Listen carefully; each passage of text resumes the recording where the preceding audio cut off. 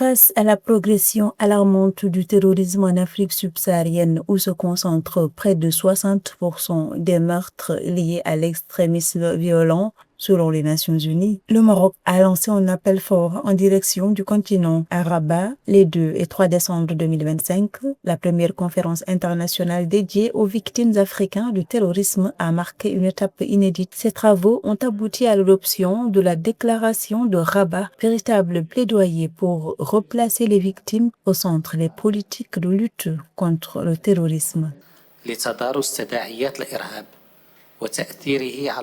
Le terrorisme en Afrique ne se résume ni aux chiffres ni aux rapports. Au-delà de la crise sécuritaire, il engendre des drames collectifs qui marquent durablement les consciences. Ce document stratégique promeut une approche globale fondée sur la solidarité, la dignité humaine et les droits fondamentaux. Il encourage les États africains à renforcer leurs mécanismes nationaux de soutien, à harmoniser leur législation avec des standards internationaux et à garantir aux victimes un accès effectif à la justice, à la réparation et à la préservation de la mémoire.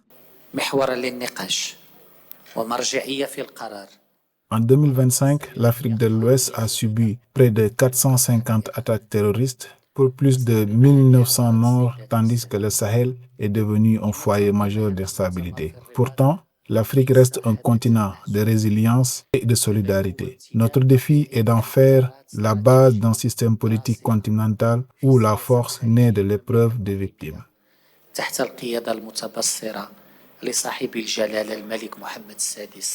Dans un contexte où l'Afrique demeure l'épicentre du terrorisme mondial, l'urgence est manifeste. En 2024, le Centre africain d'études et de recherche sur le terrorisme a recensé plus de 3400 attaques sur le continent. Le Sahel concentre à lui seul plus de 6000 décès, soit plus de la moitié des victimes enregistrées. Un bilan qui rappelle l'ampleur du défi sécuritaire et humanitaire et souligne la nécessité d'impliquer davantage les victimes dans les réponses africaines au terrorisme.